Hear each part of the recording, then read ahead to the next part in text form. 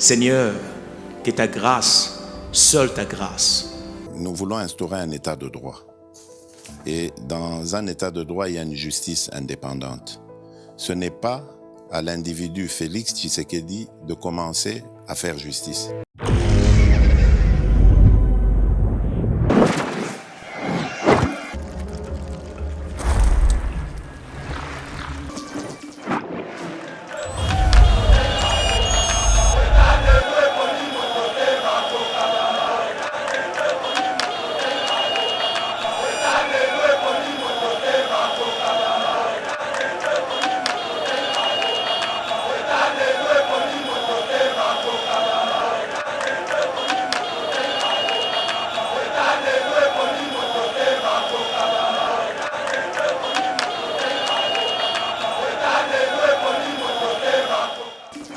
Bakonga est bel et bien à Kinshasa au niveau du parquet près de la cour de cassation. Il risque 20 ans de prison, ça je vous affirme. Le détournement des deniers publics.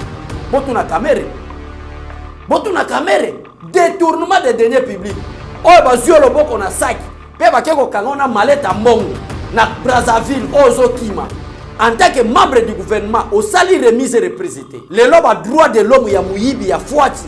Bakomi koleka na ba télévision, koloba ete biso bata droit de l'homme, tozo sepelate nos auditeurs. Ndenge nini bazo interpeller John Numbi parce que ils ont leur propre volonté, ya nani, ya auditeur général ya armée et ba konzi batindité. La justice, cher monsieur des droits de l'homme, est indépendante. Mutako mela jamba na ye, mutako uta mbiasi na ye, na ba makamu na ye na butu alangwe, abandi ko insulter ba policier, bino bo diaboliser que mutazo insulter ba policier azana kata famille Tshisekedi. Non, ça c'est inacceptable. Nous sommes là pour défendre le président de la République parce que nous croyons en 100% qu'en dehors de Félix Tshisekedi jusqu'à présent, il n'y a aucun politicien qui peut parler de l'intérêt général, de l'intérêt du peuple congolais. Aucun président de la République démocratique du Congo a présenté un programme dans un pays puissant dans l'opération gagnant-gagnant. Azati. Premier président, c'est le président Félix Tshisekedi. Mes chers compatriotes, bâtir le Congo demande du patriotisme. Nous vous invitons à vous joindre à nous pour construire notre beau pays qui est la RDC. Appel de Maman Pauline Lumumba, présidente RDC Monde, à Genève. Devant vos écrans, nous sommes à 44 318 francs suisses à la date du 20 janvier 2021. Quels sont les pays qui ont participé cette année activement? L'Afrique du Sud, l'Allemagne, l'Australie, l'Autriche, Belgique, Canada, Danemark, Écosse, Espagne, Finlande, France, Irlande, Italie, Japon, Luxembourg, Norvège, Ouganda, Pays-Bas, RDC, Suède, Suisse, Turquie, UK et les États-Unis. En tout cas, nous comptons sur vous pour atteindre cette année 100 000 francs minimum pour commencer nos projets. Bandeko nanga kotonga mboka esengika bolingo. Bino moko bomoni transparence to laxi bino côté mbongo. Moyibe yate, lokuta pe ezate. Alors boya to sangana to tonga mboka na biso les grands Congo. Merci. Malobaya, présidente RDC Monde, Pauline Lumumba à Genève.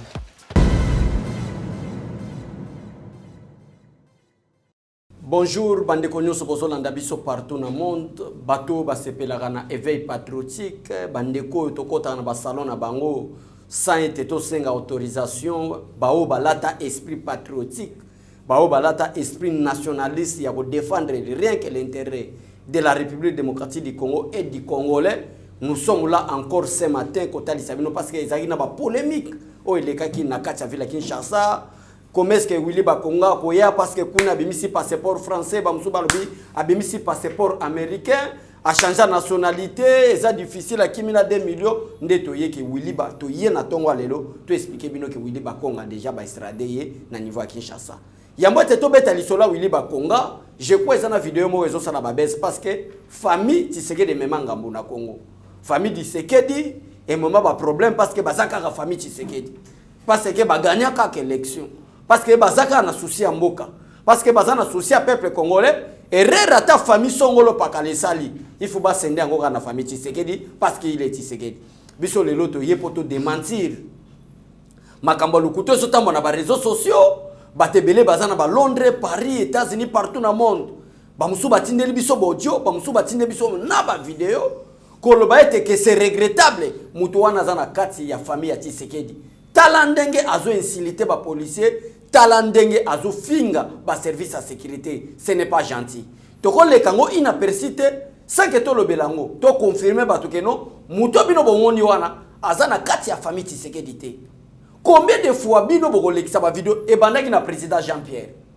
Président Diomo Boyabimi kaka o président fédéral des États-Unis tala makambo ya kosala. Donc eloko nyonso muta kosala, il faut diaboliser ngoka na famille Tshisekedi. Olbo bosani que Félix Tshisekedi est le seul président depuis Kasavubu.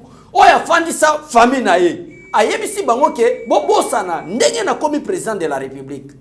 Ndenge na zai subo na za susu kaka mwana na bino te ke Tshisekedi Félix Boyebi. Na komi garant de la nation, na komi président tous les Congolais. Mutu onyosa kukuta na kati ya famille nanga contrôler esika kofanda, contrôler langage na yo, contrôler maloba na yo. C'est le président a salango depuis papa Kasavubu. Si na dernier président uta ki kozwa Joseph Kabila, ina ke Félix Tshisekedi. To mona te place Laurent Désiré Kabila fandi sa famille na bango, famille na ye, kokebisa ye, kokebisa famille na ye, na musalo ye akosala nteke président de pays ke ba tambola malam. To mona nil part Joseph Kabila. To mona nil part bat musuba sala. Et comment ka Félix Tshisekedi soki kaka ba moni erreur moko esalmi pap c'est famille Tshisekedi. Wana na ba réseaux sociaux comme ba base. Bota na makamo famille Tshisekedi azo sala. Est-ce que mutu wana elongi wana? Eza elongi famille Tshisekedi? Jamais. Bazan ni de près ni de loin ba parenté. Famille Tshisekedi ne peut pas agir comme ça.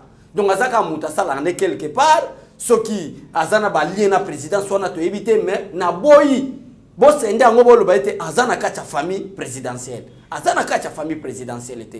Aza mwana Etienne Tshisekedi te, aza parenté pe na ba famille Tshisekedi te. Azaka mutu soki ba kozala ba connaissance soit l'état libango. Moi je parle en termes de famille pour na ko cesser polémique oyo. Ezolinga na ba réseaux sociaux. Likambo ezalaka soki famille Tshisekedi asala eloko bato ba publier. Tala famille Tshisekedi bazo sala, tala mabese bazo sala, tala makambo bazo sala. Donc chers compatriotes, ndeko nyo salandi biso partout na kati ya veille patriotique. Boyebi ke plateau na bino to benga ngo plateau et veille patriotique.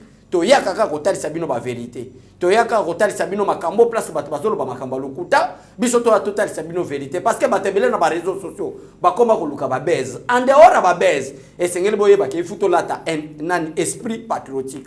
En dehors ba base esengeli boyeba ke ifuto lata esprit nationaliste poto tonga mboka na biso ezo ekende liboso. Soki ekomika ke bozabo poza pona ko luka place au Félix Tshisekedi asali mabete. Bokomisi yango asali mabe. Place où aza famille à Tshisekedi te. Bokomisi yango famille à Tshisekedi. Place où eza muto même baza ba parenté na été bokomisi ba parenté pokaka na ko nuire vie politique. En tout cas bozo dépasser tanabino. Toza na posa batu ba yela biso makambo bien ndenge makuru nzondi ma président Félix Tshisekedi na domaine état de droit, na domaine ya vie politique, na domaine ya vie ya démocratie, na République démocratique du Congo et tikala jamais ko salema. Il n'y a que na Congo ka makambo zo salema. Oyo Macron oya zalaki adversaire principal ya président de la République. Oya ndima kite que un jour Félix Tshisekedi au sala même une année ou 2 ans. Oya ndima kite que Félix Tshisekedi a conserver cette démocratie, liberté d'expression aux alaboye, batba aux ala libre. Makura ki okuta na président Félix Tshisekedi na Tchad.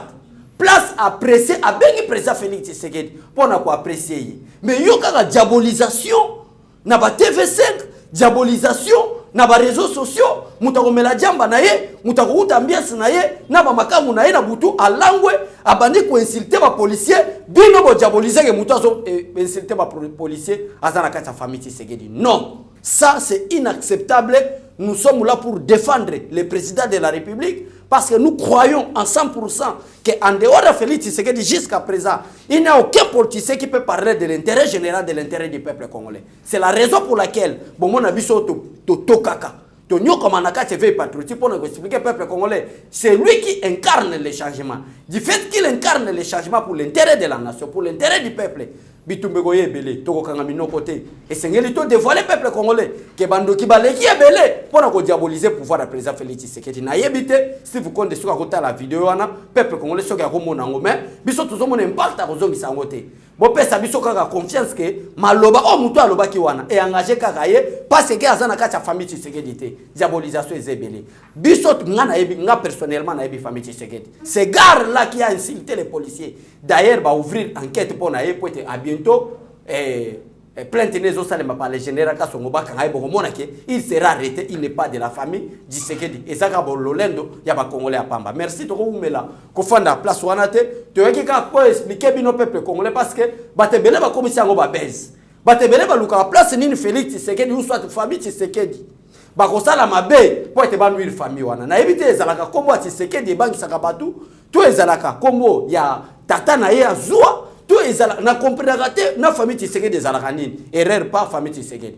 Nous sommes là non comme les défenseurs il y a famille Tshisekedi mais nous sommes là comme les défenseurs du président en tant que garant de la nation tozana pour nous défendre bolobi le kuta to défendre. Merci beaucoup peuple congolais na parti on a dingana éclaircir bino pour mona que diabolisation ezali ebele bando ki baleke ebele biso tozo luka batu oyo bakoyela biso bato bakoyela biso ba débat.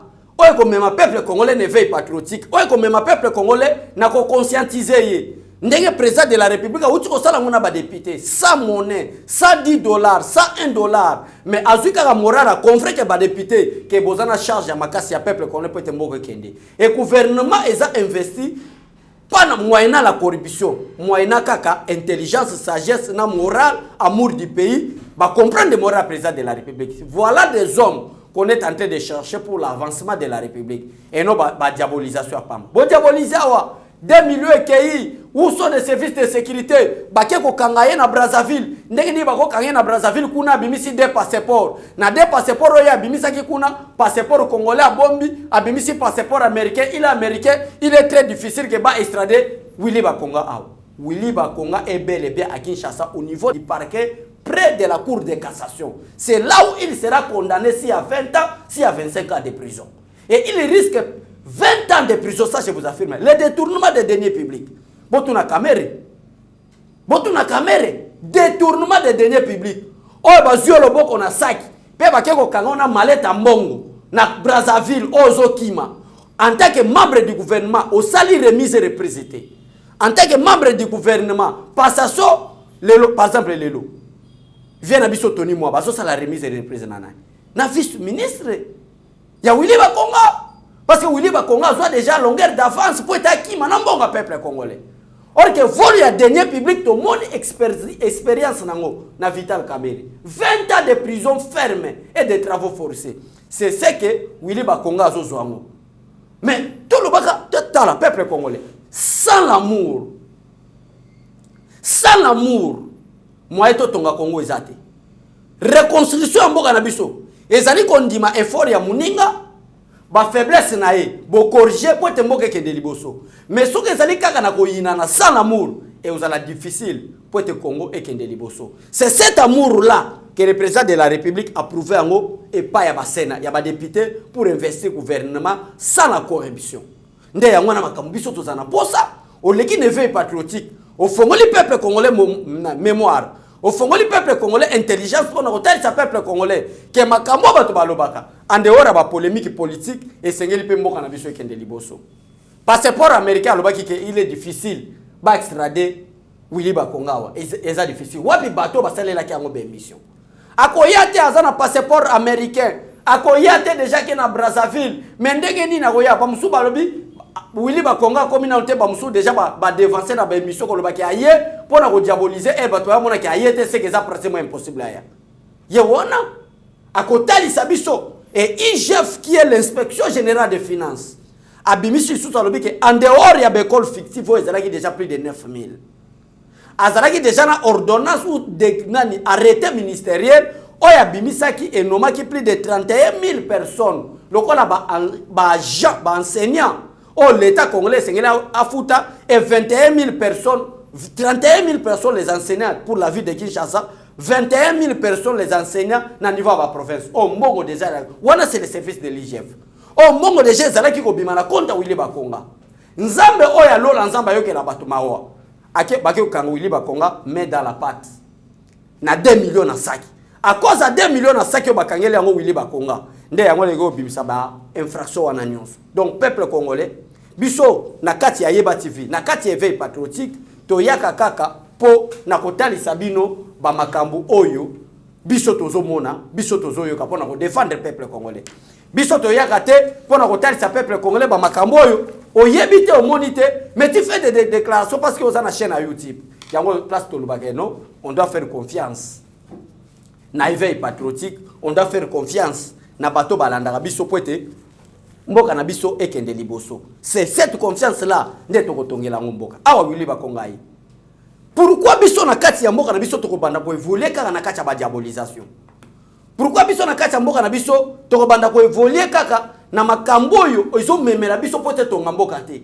pourquoi tokobanda ko évoluer kaka na makambo eza trop bas pourquoi tokobanda ko évoluer kaka na ba makambo eza ngatina na bozo par exemple entre guillemets dossier à John Numbi pour moi comment est-ce que diabolisation ezotambola likola président Félix Tshisekedi tozo par exemple dossier à John Numbi officier militaire inspecteur général de FARDC créé par Joseph Kabila na grade ya général corps d'armée oyo pete ba pesa e poete ata auditorat militaire moyeba kanga ezate parce que le grade de l'équipe makasi lelo na avènement état de droit l'auditeur général près de la haute cour militaire a tindi invitation poete John Numbi a ko se représenter parce que bino moko bo monaki ndenge bartiviste ya droit de l'homme bazalaki ko attaquer que liwa ya John Chebeya oya mutu a droit de l'homme akufaki l'auteur principal était John Numbi bino moko bo monaki ba policier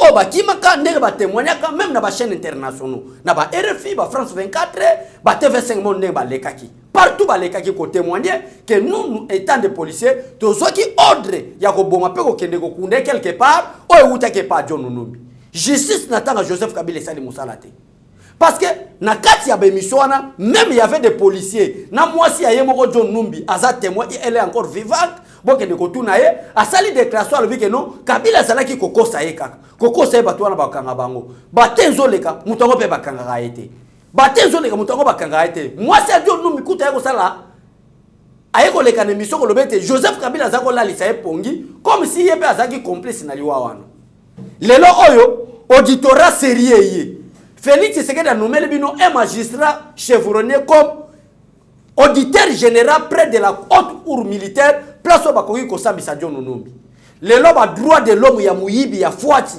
bakomi ko leka na ba télévision ko loba ete biso bata droit de l'homme tozo sepelate no auditeur ndenge nini bazo interpeller John Numbi parce que ils ont leur propre volonté ya nani ya auditeur général ya armée et ba konzi batindité la justice cher monsieur des droits de l'homme est indépendante la justice est indépendante. Est-ce que bino boyebi que il y a des combattants de l'IDPS Kabila kose la bango makamu na phénomène comme Winan Sapu oyo expert ya Nations Unies bakufaka il y a plus de 100 combattants là-bas et biso to landela dossier parce que il y a meurtre il y a des experts ya Nations Unies bakufa na sol congolais pour boycotter les élections en 2016 biso to landela lentement tozalaka la motema chote que parce qu'il y a des combattants là-bas tokene mbango mais des combattants qui se retrouvent là-bas mais c'est les présents des innocents. On sait bien qui est l'auteur et maître et expert des Nations Unies. Par rapport et bima. Mais pourquoi les combattants ils ne peuvent pas qu'on a besoin de traîner? Pour nous dire que Félix Tshisekedi a qui na favorisme été. Félix Tshisekedi a qui pour la famille na été. Félix Tshisekedi c'était Josué à l'époque où Moïse a vivant. On a délivré le peuple Israël. Et Israël aujourd'hui, c'est la République démocratique du Congo et son peuple. Et Josué aujourd'hui, c'est Félix Tshisekedi. C'est la raison pour laquelle nous les défendons. En âme et conscience, avec tous nos dernières énergies, tous ceux défendre le président de la République. En connaissance de cause, on connaît l'homme. Qui est Félix Tshisekedi? On connaît l'amour qu'il porte pour son peuple et pour sa nation. Mais pourquoi tant de diabolisation? Un activiste des droits de l'homme, un licencié à droit, procureur a commis lettre. Pour que Mouton Nyuso a pacifié, pour que John Numbi Akima, Mouton n'a pas de lelo na ba droit de l'homme comme problème. Pourquoi baso luka John Numbi boye? Un activiste, il y a le coup ya fuati, il y a muyibi qui sont manipulés à cause de l'argent. siko biso to kanga binoko pourquoi biso to ko voyer peuple congolais na ko sala musala nanga na boyibana nanga lobi ba ya ba koko na biso lobi ba ya ba regretter ba loba ke pourquoi to sala kinaba ene liboso na biso lokola ba trésor lumbu oyo basungaki biso te lelo to sala ba esclave ya ba Rwandais to sala ba esclave ya tribu moko boye pour être tonyo koma. Nous allons défendre l'intégrité du territoire national. Nous allons défendre la République démocratique du Congo. Nous allons défendre des valeurs. Nous allons défendre l'unité nationale. Des objectifs musala nga tokotokela. Nde musala tokosalela. To lingamboka. Mais pourquoi vous êtes trop corrompu? Pourquoi vous les gars na ba média na ba biloko moko esangatina? Hein? Prenez par exemple l'exemple ya John Numbiwana. Est-ce que le président doit instruire à l'auditeur, c'est le pensée à l'activiste.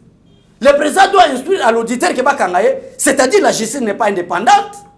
Félix Tshisekedi à l'APACA. Alors d'ailleurs c'est constitutionnel. L'exécutif ne peut pas donner des injonctions au cours. L'exécutif ne peut pas donner des injonctions. Alors en quoi vous voulez la démocratie? Vous ne voyez pas ces changements. Vous ne voyez pas ces développements qui viennent en République démocratique du Congo. La déclaration, il y a Macron et Salibino de l'autre côté.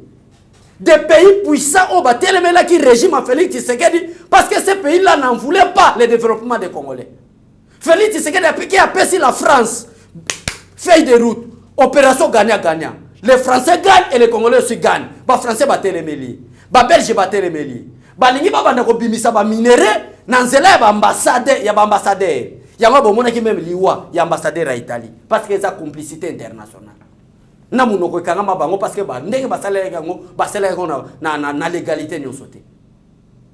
Mais président de la République et depuis le président Baleka loko les ana cadre éveil patriotique depuis Kassavou Baleka et ça mon président mon côté Kassavou Baleka Mobutu Aleka Laurent Désiré Kabila Aleka Joseph Kabila dernièrement Aouti Koleka aucun président de la République démocratique du Congo a kenda ko présenter un programme na ba pays puissant na opération gagnant azati premier président ya ko banango c'est le président Félix Tshisekedi et compliqué ba français et compliqué ba belge ba boy programme gagnant ba lingi kaka insécurité za na est ya République démocratique du Congo pour développer yate pour investisseur ba yate et ba travailler en complicité na ba Adolphe Muzitu yango na osala bino rappel ya Adolphe Muzitu na meeting na bango basalaka na nini na Sainte-Thérèse et ça ba propos ya Adolphe Muzitu alors que to kosala ba voisin moyen to empêcher Félix Tshisekedi pour investisseur ba yate. C'était une complicité française, c'était une complicité belge. Pour te convaincre que n'était tous à la cana kachanzala, tous à la cana kachabakuluna, tous à la cana kachinsécurité, d'investisseurs bayate et au programme ya président Félix Tshisekedi opération gagnant et simbati. Le France a écouté na président Macron, a écouté na président Félix Tshisekedi na liwaya Idriss Déby na Tchad. Ya boite ba kuta na Idriss Déby na ba kuta na président Félix Tshisekedi na Tchad, Macron a outi na ba pays moko anglophone na Ghana. Et le président ghanéen a taclé Macron dans Nenga Osaganate. Pendant que le développement Afrique, c'est le seul pays dans le monde qui empêche, c'est la France. Le France a dit, où sont des journalistes? Au programme, il y a opération gagnant France a dit, si France a côté mais le programme a Félix Tshisekedi parce que bazala qui d'accord na opération gagnant. Le président de la République a mis un terme et un pourcentage. Parce que le Congo est un pourcentage. Mundela Zolinga azo à 60 à 70%. Président de la République a dit que si on a un terme et un pourcentage, il y a un peu de qui Laurent Désiré Kabila. Il y a un peu de comme ça qui Mobutu na suka ba ko bengane na bakadogo. Ngana ko mema bango na terme et un pourcentage que biso Congo to 70, ba français ba zo boye, ba américain ba zo boye. Président Félix Tshisekedi a kapesi bango ka programme.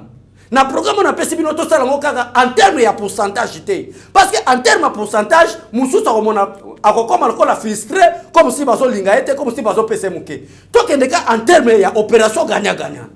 La France vous gagnez, les États-Unis vous gagnez, la Belgique vous gagnez et la République démocratique du Congo et son peuple aussi gagnent. Bah français ba tellement la programme ya président Félix Tshisekedi. Et aujourd'hui Macron est en train d'apprécier le président de la République. Aujourd'hui, les Américains apprécient le président de la République. Aujourd'hui, tous les pays puissants des droits de veto du Conseil de sécurité apprécient la démocratie, apprécient la vie politique, apprécie les droits de l'homme en République démocratique du Congo. Ça, vous ne voyez pas. Quels sont ces journalistes qui peuvent venir dans l'éveil patriotique et ça rend compte qu'il y a un débat contradictoire. Parce qu'il y a un débat contradictoire. En quoi vous attaquez le président de la République? Vous avez la famille présidentielle, Masanga. Awuti ko mela badiamba nei na bana basi tala ewana na boulevard du 30 juin tala ndenga zo insulté ba policier. Okolanda kuna il n'est même pas de famille présidentielle. Et le président de la République ne le connaît pas. Mais nous sommes quel peuple? C'est la raison pour laquelle na senga kabatu boya bino nyoso tout ça les veille patriotique ensemble. Là où il y a des erreurs pour dénoncer que ça ne va pas. Ça ne va pas. Là où ça va, tout le monde que ça va. Là où il y a des violations des principes, vous qu'il y a des violations des principes. Là où il n'y a pas de violation des principes, vous il n'y a pas de violation des principes. Où est le problème? Où est le problème? Ce qui est une idée, où est le problème? Est-ce que tu as la démocratie? Bino ne sont pas comme ça, calcul. Naïbi! Comment tu sais que des gens sabino? Batebele bandima kité parce que ezana balobake muyaka moko a fini ça ba ayaka nyonso. Muluba moko pe a fini ça baluba nyonso. Muluba musu peut-être a utaki na ye na ba jamana elo lendo na ye mapeka batu bakanisi ke mapeka ona Félix Tshisekedi o memango pe na présidence. Lelo Félix Tshisekedi a sali batu surprise. Idée batikela biso ke bakonyata lokola nkaya sa bazo mona ngote. Bazo mena mona machombe aleki na télévision il parle de n'importe quoi concernant l'institution président de la République et personne ne l'arrête. Parce que Félix Tshisekedi en tant que Muluba obino boyebela kawana. Muluba obo salaga ba campagne ya mabya ko nyata lokola nkayasa. Alinga komisa ane wana plus dangereux que ane ya Kabila. Alinga komisa ko plus dangereux. Mutako consolate. Poko kende na ane na kimuluba obino boyebela. Mais lelo Félix Tshisekedi na kimuluba boyebela ane rekomi loko ko kanga mutu te. A se limiter kaka na service à renseignement. Est-ce que plus on to ko beta maboko te? Hein? Ane robino boyebela. Na kimuluba obino boyebela ke muluba ko so pouvoir te. Parce que on atabino na kayasa. Mais pourquoi trop de diabolisation? Pourquoi tant de haine, tant de la jalousie? Na mutu apesi bino démocratie. Na mutu amemeli bino programme ya gagnant. Oyo France boyaki, ba pays nyo sa monde boyaki, ba américain ba kondimango, guerre comme maintenant entre les États-Unis d'Amérique et la France. Bato bazalaka na droit de veto, même parole, même morale. Ba kabwani, Trump soutient le président de la République, Macron ne veut pas en soutenir parce que le programme ya gagnant ça. Le lo Macron a na président de la République na tcha abengi ya yambi. Programme indimami et opération gagnant pas en termes de pourcentage mais en termes que la France gagne, la République démocratique aussi gagne. Mais dans ce monde ba journaliste ba zo le belangote. Dans ce monde ba zo le belangote ba zo apprécier ngote. Bo za wana kaka na ba futilité. Ba futilité ko tiko tonga mboka na bisote. Jalousie ko tiko tombola Congo te. Tribalisme ko tiko tombola Congo kende liboso te. Et ne retire autant la mort à la bisoté, mais dans l'amour, dans la paix. Et l'autre peut toucher quand les choses Macron qui est plus loin. Merci, chers collègues, chers homologues, le président Félix Tshisekedi de la République démocratique du Congo, pour la vie politique, pour la démocratie, pour la vie de la démocratie en République démocratique du Congo. Qui remercie le président de la République?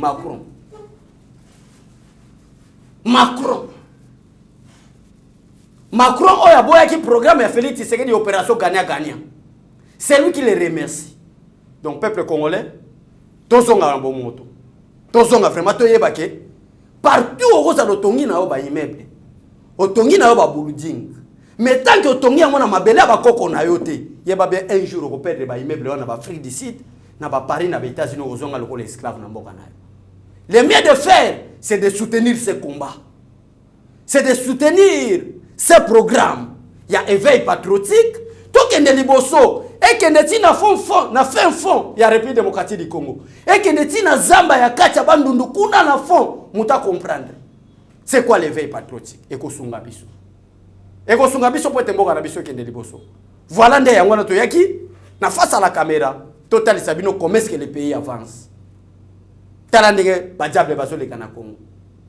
nous sommes tous les gens qui sont mais tout le monde a été à tout le monde a télémé la biso dans le programme de Zagoloba. Tout ça, il y aura des changements.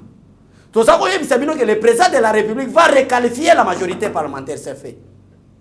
tozali koyebisa bino ke Kabila sera déboulonné ça que muta kosola jour na sala émission que Kinga Kati a été désarmé na Yeba TV awa batebele bandimaki te bapesa confiance na ba chaîne Mosolo Kuta mais baki komona ka ba policier ba sala remise représentant quelques gardes républicains bazaki déjà désarmés si on désarmé mais c'est la majorité tout ce que biso tozali kolobezo kokisama on est battu pe bolingo ba yeba lobike non c'est que bano bazala pe na vision laisse qu'on puisse les soutenir personne. Batba c'est la biso na erreur. Ah mwana wana salaire azakolo bapam. Wana nde babimisi ba article bana bazakolo. Mais nous autres tozakolo ba yango président des Républiques azakosala. Na moment tozo calmer batolbi ke bosa la politique ya motema te. Mais bosa la politique ya mutu parce que na politique ya motema okobela AVC ko kufa fatia za béton. Personne n'y croyait. Mais le lo mutu nyoso azane sengo. Gouvernement Félix Tshisekedi yango bimi. Parce qu'il y a Ilunkamba tolba ki kezaki gouvernement coalition. Mais ça, c'est le gouvernement du président de la République. Oh, beaucoup de ba retomber à la démocratie. Oh, beaucoup de ba retomber à développement. Oh, beaucoup de ba retomber à l'état de droit, à une justice équitable dans le gouvernement. Place où tu vas gang, ba sepeli, ba lubi que tu as chance, ya robota mapa congolais. Ne ya monzo mona papa, maman ozola nanga na ndako, libanga ba bwa kaka na mbuma o eteli. Si bozo mona ba crachat, benjir, bensilte. À la personne du président de la République. Voyez bien, la vision du Congo est dans ma bokonaï. Voyez bien que les mafias internationaux, cette démocratie jeune, en République démocratique du Congo est avancée. Il faut pas nous dire. Heureusement, l'éveil patriotique est là pour recadrer toute personne, sans distinction. Toute personne qui est recadrer. Merci. Na bandeko nyonso pa pesa biso confiance. Merci. Na bandeko nyonso pa soutenir ka éveil patriotique na kati ya Yeba TV. Merci na bandeko nyonso pa pesa biso conseil que mwana mboka koloba boy te loba boy. À cause ba conseil na bino to koma na perfection pour être mboka na biso nyonso ekende liboso. Nzamba pambola le DG Shadrack. Nzamba pambola Steve Konde. Pourquoi pas bande konyo so ba soutenir biso lokola roi mabina mama Élysée ndenge ba soutenir bino ezalaki to yaki ka totali sabino ke Willy Bakonga ela to ngaka totali sabino ke botika diabolisation na o etali entrer au président de la République na pouvoir batebele ba diabolisaki batebele ba lobaki ke mulu ba kozwa pouvoir te batebele ba lobaki ke une fois mwana Tshisekedi akomi na présidence akonyata bato lokola bankaya po aza muluba mais depuis Félix azokende ti lelo to ti omona nani banyati lokola nkaya sate démocratie yango azofanda ngai te Emmanuel Macron alobi ngai te Emmanuel Macron merci pour la vie politique et mutongo azoloba ce n'est pas un président ghanéen ce n'est pas un président sud-africain ce n'est pas un président quelconque du pays africain mais c'est un président d'un pays puissant au monde très puissant. Un pays qui a un droit de veto. Un pays où qui programme et opération gagnant-gagnant proposée par le président de la République. Mais le Lobandimi, merci Félix Tshisekedi pour la vie politique au Congo, pour la démocratie, pour une justice équitable. Kinkaya sabolinga bo fingi la biso président zawabi. Bon moni ke kinkaya sabo kosela ki fati beto makambo. Eza biloka lokuta. Boko miko luka mutu moko azala ba dringi na ye. Boyeko bimisa na TV kaza na famille Félix Tshisekedi. Botika biloko wana. Botika lokuta. Nde yango atolobake bo pesa biso confiance po te totonga Congo ekende liboso. Nzamba pambola mutu nyonso o asute na réveil patriotique. O azokata téléphone na ye atalika parce que na nzela ka réveil patriotique. Tozo veiller ba conscience na bino po te mboka na biso ekende liboso. Au revoir à tous et à tout à l'heure. Merci. Seigneur, que ta grâce, seule ta grâce. Nous voulons instaurer un état de droit. Et dans un état de droit, il y a une justice indépendante. Ce n'est pas à l'individu Félix Tshisekedi de commencer à faire justice.